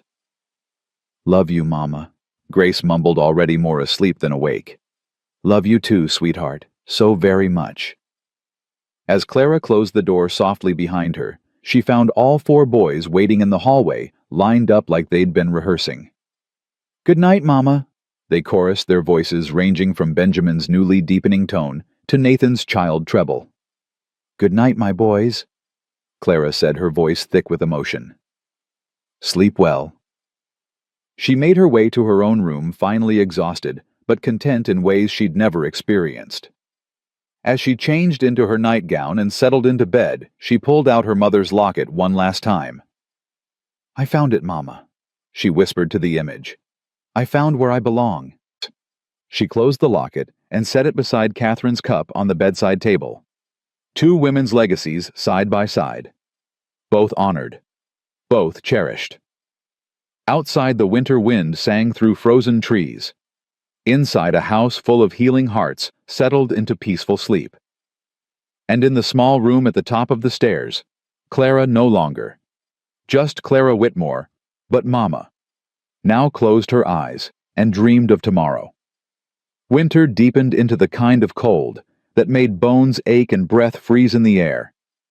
Clara had been with the Hart family for 8 weeks now, and the transformation was complete. She no longer felt like an outsider, no longer questioned her right to discipline the children or rearrange the kitchen or make decisions about the household. This was her home. These were her children. She'd earned every inch of belonging. But belonging, she was about to learn, could be threatened from the outside. The supplies were running low. Flour and sugar had hit dangerously low levels, and Doc Morrison had sent word that he had a tonic for Grace, something to build her strength after the scarlet fever. William had planned to make the trip to Redemption Falls himself, but a blizzard 2 days prior had damaged fence line in the north pasture. Cattle were at risk of wandering into ravines if the repairs weren't made immediately. "I'll go," Clara said at breakfast, the decision already made. "You fix the fence. I'll take the wagon to town. Benjamin and Samuel can come with me for extra hands." William's coffee cup paused halfway to his lips. "Are you sure the folks in Redemption Falls, they weren't exactly kind when you left?" "Then they can practice being kind now," Clara said with more confidence than she felt. "I'm not the woman they sold 8 weeks ago, William. I'm different now. I have a home. I have children. I have a place where I belong. They can't take that from me." Something flickered in William's eyes. Pride, maybe, or approval. "Take all 3 boys, then, just in case there's trouble." So after breakfast, Clara bundled up in her warmest coat, one of Catherine's that William had quietly offered her last week, altered to fit, and climbed onto the wagon bench. Benjamin sat beside her, reins ready. Samuel and Lucas sat in the back, the younger boy silent as always, but present in his steady way. The road to Redemption Falls was frozen hard, the wagon wheels crunching over packed snow. Clara hadn't been back since that terrible day on the auction block, and as the town came into view, small and mean against the white landscape, her resolve wavered. "Mama." Benjamin touched her arm gently. He'd started calling her that 2 weeks ago, testing it carefully at first, then with growing confidence. "You all right?" "I'm fine, sweetheart. Just remembering." "Want me to do the talking? I can handle the trading at the mercantile." Clara squeezed his hand. "That's kind of you, but I need to do this myself. I need to show them, and myself, that I'm not afraid anymore." They pulled up in front of Henderson's General Store. The same building where she'd stood 8 weeks ago, sold for a single $1. Clara climbed down with as much dignity as she could muster, smoothing her dress and straightening her bonnet. The bell above the door chimed as they entered. Mrs. Henderson looked up from her counter, her eyes widening in recognition. Her mouth formed a small O of surprise. Mrs. She faltered clearly, unsure how to address the woman who'd been sold like livestock. Mrs. Hart. Benjamin supplied his young voice, carrying unexpected authority. This is our mother now. We need flour, sugar, salt, and whatever else is on this list. He handed over a paper covered in Clara's careful handwriting. Mrs. Henderson took the list with trembling fingers, her eyes darting between Clara and the boys. Of course, right away. I'll get these things together for you. She scurried into the back room, leaving them alone in the store. Clara could feel eyes on her from the street. Curious townspeople, peering through windows, no doubt already spreading word that the barren woman had returned. Let them stare, Samuel said fiercely, moving closer to Clara's side. They're just jealous because you're ours now, and they don't have anyone half as good. Clara's heart squeezed at the fierce loyalty in his voice. Thank you, my love. But remember, we don't need their approval. We have each other. Mrs. Henderson returned with their supplies, packing them with nervous efficiency. As she tallied the cost, the bell chimed again. Clara's stomach dropped. Agnes Peaton swept into the store like a crow in widow's weeds, all rustling black silk and righteous indignation. She'd been in mourning since her son Thomas died, Clara's late husband, and apparently planned to wear her grief like armor indefinitely. Margaret, she addressed Mrs. Henderson without looking at Clara. I need black thread for... She stopped mid-sentence as her eyes landed on Clara. You. The word was packed with enough venom to kill a snake. Clara kept her expression neutral, her hands folded calmly. Mrs. Peaton, I hope you're well. Well? The older woman's face flushed an alarming shade of purple. Well, you have the audacity to ask about my well-being when you're standing there dressed like you have some claim to respectability. When everyone knows what you are, that barren creature who killed my son with her deficiency. Your son died of consumption, Clara said quietly, feeling all three boys tense beside her. I'm sorry for your loss, truly. But his death wasn't my fault any more than my inability to conceive was. Inability. Mrs. Peaton's voice rose to a screech. You're cursed. That's what you are. Cursed and useless. And don't you dare stand there in decent clothes pretending to be something you're not. Don't talk to our mama that way. Samuel stepped forward, his 9-year-old frame vibrating with rage. She's not cursed. She's the best mama in the whole territory, and she takes better care of us than you probably ever took care of anybody. How dare you speak to me that way, you impudent child? Mrs. Peaton advanced on Samuel like an avenging angel. Someone should teach you proper respect for your elders. She reached out as if to grab Samuel's ear, but Benjamin was suddenly there, inserting himself between the angry woman and his younger brother.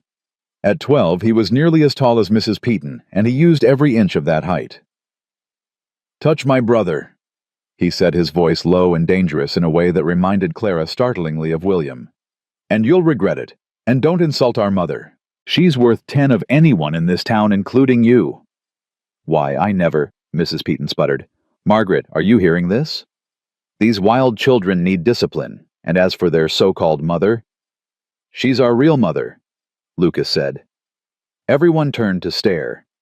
Lucas almost never spoke, but now his voice, small and clear, cut through the chaos. She stayed up all night when Grace was sick. He continued his words, careful and deliberate. Saved her life. What have you ever done that was that brave? Mrs. Peaton's mouth worked soundlessly. Clara stepped forward, placing herself between the angry woman and her children. That's enough, boys. I appreciate you defending me, but I can fight my own battles. She turned to face Mrs. Peaton, fully drawing herself up to her full height. You're right about one thing. William Hart bought me for $1 in a public square. Do you know why he only paid $1? Mrs. Peaton's mouth snapped shut. Because no one else bid. Clara continued, her voice steady and clear. Because every person in this town had already decided I was worthless based on something I couldn't control. But William Hart, he saw something different. He saw someone who could love his children, who could keep his home, who could show up every single day, and do the work that matters." She took a step closer. Mrs. Peaton actually backed up slightly. "And I have," Clara said. "Every day for 8 weeks I've proven that my worth has nothing to do with my womb and everything to do with my heart. So you can call me cursed. You can call me barren. You can call me whatever you want. But those boys standing behind me, they call me Mama. And their sister who's home resting because I fought through a night of fever to save her life, she calls me Mama too." Clara's voice dropped lower, more intense. "So I'll ask you, Mrs. Peaton, what do people call you? Because from where I'm standing, all I see is a bitter woman wearing her grief like a weapon, using it as an excuse to tear down anyone who's found a way to be happy, despite their losses." The silence that followed was absolute. Mrs. Henderson stood frozen behind her counter. The boys stared at Clara with expressions of awe and pride. And Mrs. Peaton looked like she'd been slapped. "How dare you?" she finally whispered. "How dare you speak to me that way?" "I dare because I'm not afraid of you anymore," Clara said simply. "I'm not afraid of this town anymore. You already did your worst to me, and I survived. I more than survived. I found a family who loves me. What more can you possibly take from me?" Mrs. Peaton turned on her heel and stormed from the store, the bell chiming violently with her exit. In the aftermath, Clara's hands started to shake, the adrenaline of confrontation finally catching up with her. "Mama, that was amazing," Samuel breathed. "You were like a hero in a story. You made her run away." She couldn't even think of anything to say back, Benjamin added with deep satisfaction. Lucas just looked at her with new respect in his enormous eyes. Mrs. Henderson cleared her throat nervously. "Your total comes to $3.47, Mrs. Hart. And I want you to know what you said was right. We were all wrong about you. I'm sorry for that." Clara counted out the money with still trembling hands. "Thank you, Mrs. Henderson. That means more than you know." They loaded their supplies into the wagon and headed for Doc Morrison's office. The doctor was waiting for them, a bottle of dark liquid in his hands. "Tonic for young Grace," he said, handing it to Clara. "1 spoonful with breakfast every day for the next month should help rebuild her strength." "Thank you, doctor. How much do I owe you?" "Nothing. Consider it payment for the excellent nursing you provided. Not many folks could have brought that child through what you did." Clara tucked the bottle carefully into her bag. "That's very kind of you." "You've got a gift, Mrs. Hart. Don't let anyone tell you different." They were loading the last of the supplies when a voice called out, "Clara! Clara, wait!" She turned to see a young man running toward them, his 16-year-old frame all awkward angles and earnest desperation. Her brother Thomas. She hadn't seen him since the day of her sale. "Thomas," she said, her voice carefully neutral. He skidded to a halt beside the wagon, breathing hard. "I heard you were in town. I've been hoping I wanted to see you. To apologize." "For what?" "For not stopping Pa. For not standing up for you when he sold you like—" His voice cracked. "I should have done something. I should have protected you." Clara climbed down from the wagon, leaving the boys watching with intense curiosity. She approached her little brother, seeing the guilt eating him alive. "Thomas, you were 15 years old. What could you have done?" "Something. Anything. I could have told Pa I wouldn't let him do it. I could have made a scene, brought attention to how wrong it was." He swallowed hard. "You're my sister, Clara. I loved you. I still love you. And I let them sell you." "You didn't let them do anything," Clara said gently. "Pa made his choice, and that was that. You couldn't have stopped him any more than I could have." "Are you happy?" Thomas asked suddenly, looking past her to the boys in the wagon. "With the Harts, are they treating you well?" "I'm happier than I've ever been," Clara said honestly. "Those boys have become my sons. Their sister is my daughter. Their father gave me something I never thought I'd have, a home where I'm valued. So yes, Thomas, I'm very well treated." Relief flooded her brother's face. "I'm glad. I'm so glad. I was so afraid that you'd ended up with someone cruel. William Hart is a good man, the best man I've ever known." Thomas reached out hesitantly, and when Clara didn't pull away, He pulled her into a fierce hug. I miss you. The house is so quiet without you. Ma doesn't talk anymore, just sits and stares. And Pa drinks more than ever. I'm sorry, Clara said, meaning it.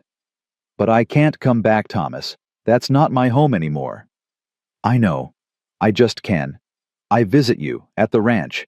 I want to make sure you're all right, and I want to meet your new family properly. Clara pulled back, considering. Let me talk to William first. But yes, I'd like that. I'd like for you to see that I'm truly happy. They parted with promises to arrange a visit.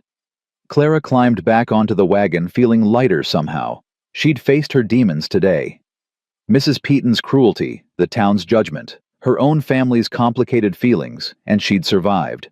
More than survived. Mama, Benjamin said, as they left Redemption Falls behind. Was that your brother? Yes, that was Thomas. Is he nice? Can we trust him? The fierce protectiveness in Benjamin's voice made Clara smile. He's nice, yes. And he's family. Both my old family and potentially part of our new family if he'd like to be. Our family is getting bigger, Samuel observed. First we got you. Now maybe we'll get an uncle too. They rode home in comfortable silence, the afternoon sun slanting low across the snow. When they finally pulled up to the ranch, William was waiting on the porch, clearly anxious about how the trip had gone. One look at Clara's face, and his shoulders relaxed. No trouble, he asked as she climbed down. Some trouble, Clara admitted. But nothing we couldn't handle. Boys help unload these supplies, William said. Your mother and I need to talk. The children scattered with the efficiency of well-trained soldiers, and Clara followed William around to the back of the house, where they could have privacy. She told him everything: Mrs. Peaton's venom, the boy's fierce defense, her own confrontation with the bitter woman, and finally, the unexpected reunion with Thomas. William listened in silence, his face unreadable. When she finished, he was quiet for a long moment. I should have gone with you, he said finally. I needed to do this myself, Clara countered. I needed to prove to them and to myself that I'm not the broken woman they sold 8 weeks ago. You were never broken, William said, turning to look at her with those winter sky eyes. But I understand needing to prove it to yourself. He paused. Your brother, do you want him to visit? If it's all right with you, he's the only family I have left who doesn't think I'm cursed. Of course it's all right. This is your home, Clara. You can invite whoever you want. William hesitated, then added, The boys defended you well, like little warriors. Like your sons, Clara agreed with a smile. They were ready to take on the whole town for my honor. They love you. I love them too, more than I ever thought possible. Something shifted in William's expression at that. He took a step closer, close enough that Clara could feel the warmth radiating from his work-heated body. Clara, I need to tell you something. I've been trying to find the right words for weeks now, but there never seems to be a right time and... Mama, Papa!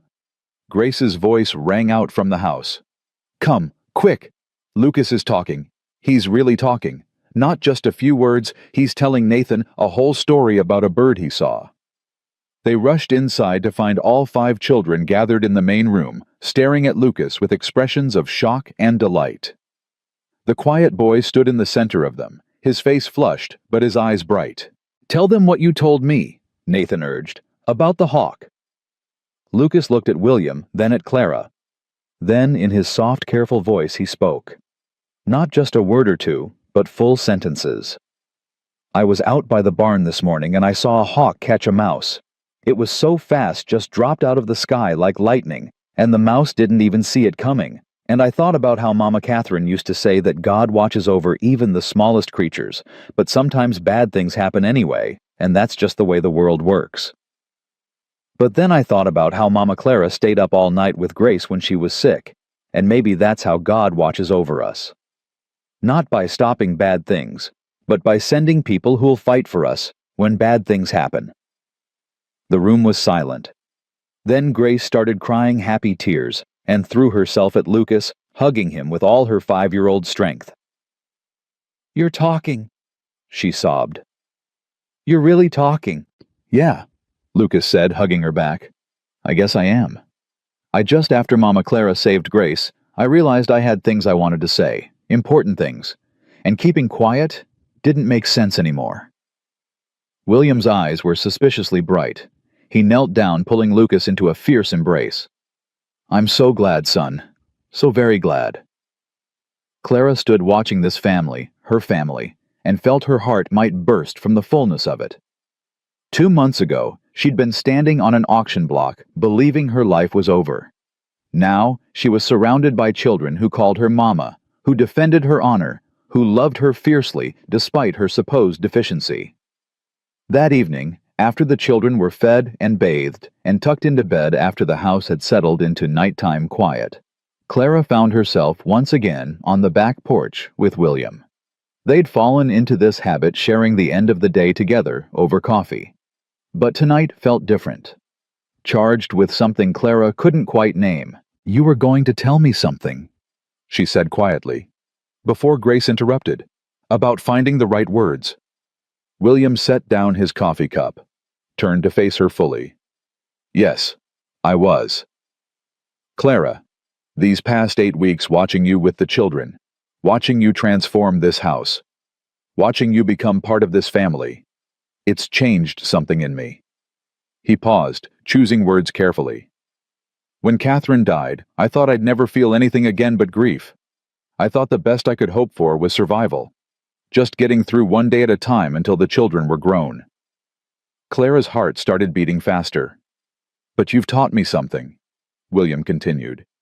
You've taught me that life doesn't end after loss, that there's room in a heart for more than one kind of love, that healing doesn't mean forgetting. He reached out, taking her hand gently. I loved Catherine. I'll always love Catherine. She was my first love, the mother who gave my children life. But Clara, somewhere in these past weeks, I've come to love you too. Differently, maybe. Not the same passionate rush I felt at 20, but something steadier, something that feels like coming home. Clara couldn't breathe, couldn't speak. I'm not asking you for anything you're not ready to give, William said quickly. I know this is complicated. I know you came here as hired help, not as a potential wife. But I wanted you to know how I feel. Wanted you to know that when I look at you, I don't see someone I purchased for $1. I see the woman who saved my daughter's life. The woman my children love. The woman who brought light back into this house. He paused. I see the woman I want to spend the rest of my life with if she'll have me. Clara found her voice finally. William, I love you too. I didn't mean to. I wasn't supposed to. But I do. I love you and I love those children, and I love this life we've built together. The smile that broke across William's face transformed it from stern to almost boyish. Then marry me, Clara. Not because the law requires it. Not because you need protection. Marry me because I'm asking you to. Because I want you as my partner in everything. Because I choose you every single day, and I want the world to know it. Yes, Clara breathed. Yes, of course, yes. The kiss that followed was gentle and certain and full of promise. When they broke apart, William rested his forehead against hers. I was so afraid you'd say no, he admitted. Afraid you'd think I was just trying to make your position more secure, or give the children legitimacy, or... William. Clara interrupted. I said yes because I love you, not because of duty or security or the children. Those are all wonderful bonuses, but the reason is simple. You saw value in me when no one else did. You gave me a home when I had none. You let me become a mother when everyone said I couldn't. How could I not love you? They stood together in the cold night air, holding each other, making quiet plans for a future that had seemed impossible just weeks ago. When? Clara asked. When should we marry? Soon, William said. Tomorrow if you want. I don't want to wait any longer than necessary. Clara laughed. Tomorrow might be a bit rushed, but soon. Yes, soon. They went inside. Finally, the house warm and quiet around them. At the top of the stairs, William paused outside Clara's door. "Good night," he said, his voice soft. "Sleep well." "Good night, William." But before she could open her door, he pulled her close one more time, kissed her with a gentleness that made her knees weak. "I love you," he whispered against her hair. "Thank you for choosing us." "Thank you for choosing me first," Clara whispered back. She went to bed that night with her heart full to bursting, pulling out her mother's locket one last time. She looked at the young, hopeful face inside. "I found it, Mama," she whispered. "I found everything I never knew I needed." Outside, stars wheeled overhead in their ancient patterns. Inside, a house full of love settled into peaceful sleep. And in the small room at the top of the stairs, Clara, soon to be Clara Hart, in truth as well as name, closed her eyes and dreamed of tomorrow. Of a wedding and a future and a love that had grown in impossible soil and bloomed anyway. Tomorrow would come soon enough, and for the first time in her life, Clara couldn't wait to see what it would bring. Morning came with Clara's heart racing before she'd even opened her eyes. Today. They were getting married today. William had ridden to town yesterday to arrange everything with Reverend Morrison, returning with the news that the Reverend could perform the ceremony that very afternoon. No need to wait. No need for elaborate preparations. Just two people choosing each other in front of God and witnesses. Clara rose and dressed it in her best dress, the blue one that had belonged to Catherine. She'd altered it carefully over the past weeks, and now it fit her perfectly. It felt right somehow wearing Catherine's dress, like a passing of blessing from one woman to another. Grace burst into her room without knocking her face alight with excitement. "Mama! You're getting married to Pa. That means you'll really truly be our mama forever, and nobody can ever say you're not. That's exactly what it means, baby girl." Clara knelt down to Grace's level. "How do you feel about that?" "Happy." Grace threw her arms around Clara's neck. "So happy I could burst. Can I wear my Sunday dress? And can I pick flowers even though it's winter?" Nathan said, "There's no flowers in winter, but I think if we look hard enough we can find some." "We'll find something beautiful, I promise," Clara said, hugging her tight. "Now go get dressed. We have a wedding to prepare for." The morning passed in controlled chaos. Benjamin took charge of his brothers, making sure everyone was clean and properly dressed. Samuel actually combed his hair without complaint. Lucas appeared with an armful of evergreen branches and pine cones he'd collected, announcing quietly that these would make fine decorations. Nathan and Grace searched the house for anything that might serve as wedding finery, emerging triumphant with ribbons and Catherine's good tablecloth. William stayed out of the house, giving Clara space to prepare, but she caught glimpses of him through the window, pacing by the barn, checking his pocket watch, running his hand through his hair, in a gesture she'd come to recognize as nervousness. He was as anxious as she was. Somehow, that made her feel better. By noon, Thomas arrived with Reverend Morrison. Her brother's face split into a wide grin when he saw her. "You look beautiful, Clara. Really beautiful." "Thank you for coming," she said, hugging him. "It means everything to have you here. Wouldn't miss it. Pa doesn't know I'm here, by the way. He'd probably try to stop me, but I'm old enough to make my own choices about who I support." The words warmed her more than she could express. They gathered in front of the house as the winter sun slanted through bare trees. The children stood in a row, scrubbed and shining. Thomas positioned himself beside Clara as witness. Doc Morrison had ridden out to serve as William's witness, citing a professional interest in seeing two people he respected find happiness. And William stood waiting in his Sunday best, his gray eyes fixed on Clara with an intensity that made her breath catch. Reverend Morrison cleared his throat. "Dearly beloved, we are gathered here today to join this man and this woman in holy matrimony." Clara barely heard the opening words. Her attention was fixed on William on the way. His hand trembled slightly when he reached for hers, on the emotion playing across his weathered face. "William Hart," the Reverend intoned, "do you take this woman to be your lawfully wedded wife, to have and to hold from this day forward, for better or worse, for richer or poorer, in sickness and in health, as long as you both shall live?" I do. William's voice was steady, certain. His eyes never left Clara's face. And do you, Clara Whitmore, take this man to be your lawfully wedded husband, to have and to hold from this day forward, for better or worse, for richer or poorer, in sickness and in health, as long as you both shall live? I do, Clara whispered, her voice thick with tears. Then by the authority vested in me, I now pronounce you husband and wife. William, you may kiss your bride. The kiss was witnessed by 5 cheering children, 1 beaming brother, 1 satisfied doctor, and 1 pleased reverend. It felt like sealing a promise that had been made weeks ago, but was only now being formalized. When they broke apart, William rested his forehead against hers. Hello, Mrs. Hart.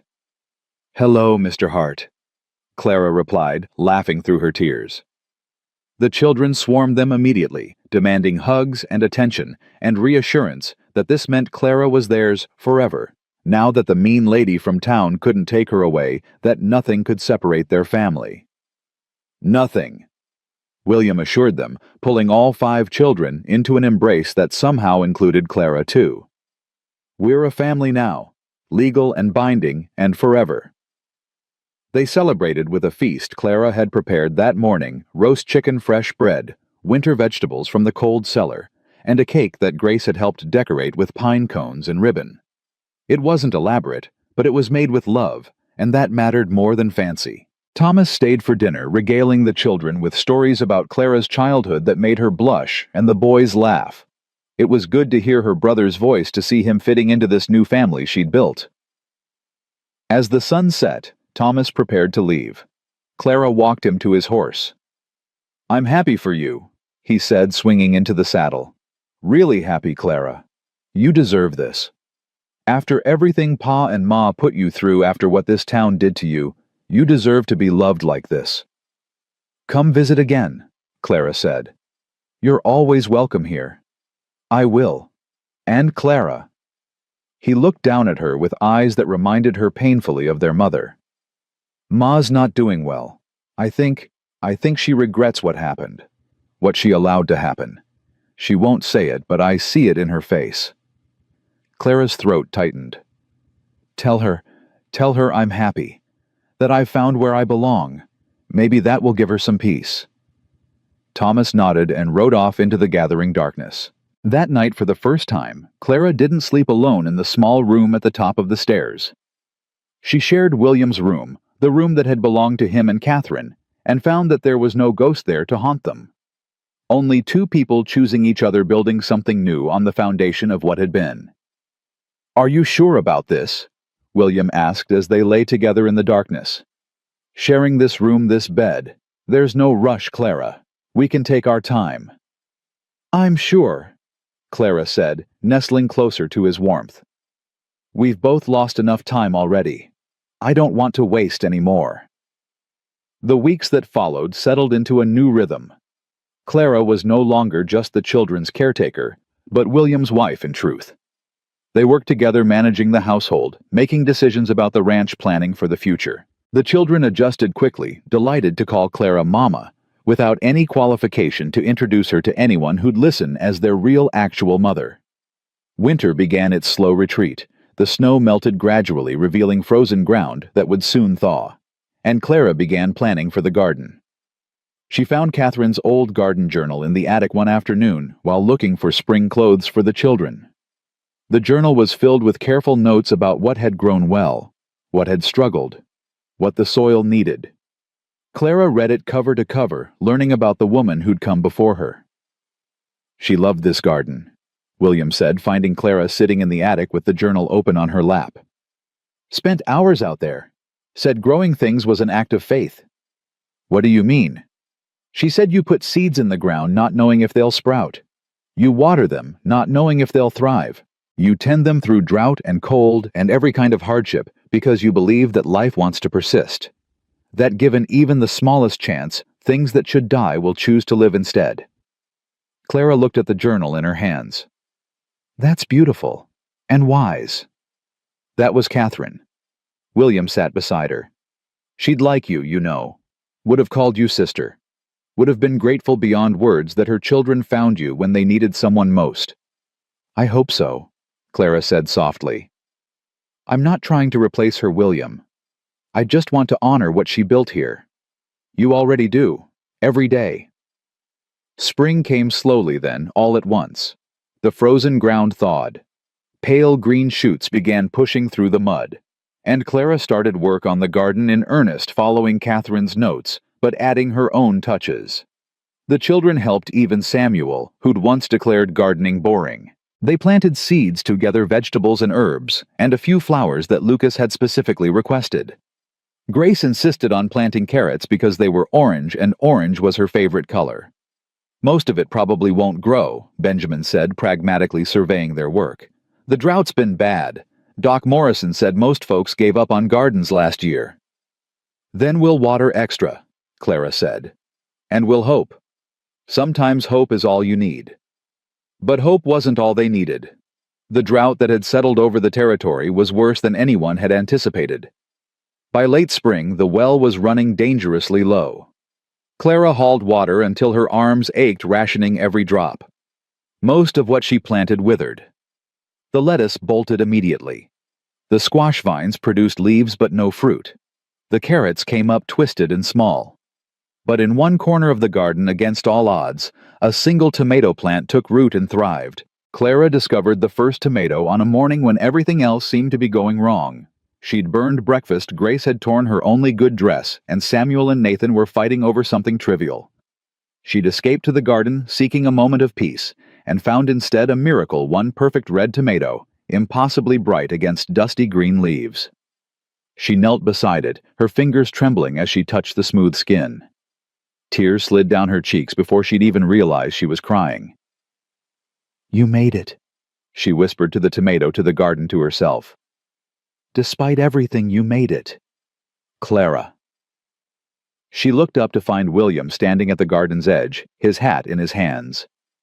I'm fine, she said quickly, wiping at her tears. Just being silly over a tomato. That's not silly, William said, moving closer. That's the first thing that's grown successfully since Catherine died. She'd be proud of you for bringing the garden back. It's just one tomato. Everything else is barely surviving. But this one is thriving, William countered, kneeling beside her. And you taught it how. You didn't give up even when the drought made everything harder, even when it would have been easier to let the whole garden go. He reached out, taking her dirt-covered hand in his. You know what Catherine used to say about this garden. Clara shook her head. She said it was a mirror of our family. Some things grow easy, some things struggle, but everything's worth tending. Every plant deserves a chance to show what it can become, given enough love and patience. Tears flowed freely down Clara's face now. I miss her sometimes, you know, even though I never met her. I miss the woman who created all this, who loved you and the children so completely. She'd understand, William said gently. She'd know that there's room in this family for both of you. Room in my heart for both kinds of love. That evening, they harvested the tomato together. Just one single perfect fruit, but it felt like victory. Clara sliced it carefully, sharing it among 7 people with reverence usually reserved for communion. This is the best tomato I've ever tasted, Nathan declared around his mouthful. That's because Mama grew it, Grace said proudly. She made it grow when everything else was dying. She taught us something important. Benjamin added his 12-year-old wisdom, making him sound far older, about how sometimes the most valuable things are the ones that seem impossible at first, like making a garden grow in a drought, or making a family heal after losing someone, or finding love when you thought you'd lost the ability to feel it. William reached across the table and took Clara's hand, squeezing gently. Summer deepened. The garden continued its uneven growth, some things thriving, others struggling, but all of it tended with love. The children grew too, Benjamin shooting up nearly 2 inches, Grace losing her baby roundness and becoming a genuine little girl, Lucas speaking more each day with growing confidence. And Clara. Clara bloomed in ways that had nothing to do with gardening. She'd arrived at the Hart Ranch 8 months ago, broken and certain of her worthlessness. Now she moved through the house with confidence, made decisions without second-guessing herself, loved without fear of it being taken away. One evening in late summer, as they all sat on the porch watching the sunset paint the sky in impossible colors, Grace climbed into Clara's lap. "Mama, tell me the story again, about how you and Pa got married." "Which part do you want to hear, sweetheart?" "All of it. From the very beginning. From when Pa bought you for $1." Clara and William's eyes met over Grace's blonde head. He nodded slightly. "Well?" Clara began, her voice soft in the gathering dusk. "It started on the coldest day of winter, when I stood on a platform in the snow and believed my life was over." "But it wasn't over," Nathan interrupted, settling at her feet. "It was just beginning." "That's right. It was just beginning, though I didn't know it then. All I knew was that I was being sold because the world had decided I was worthless." "But Pa knew different," Samuel said, positioning himself on the porch rail. Even his voice had lost its anger, now replaced by something softer. "Your father saw something in me that no one else did," Clara agreed. "He saw someone who could love you children. Someone who could keep a home. Someone who could show up every day and do the work that matters." "And you did," Benjamin added quietly.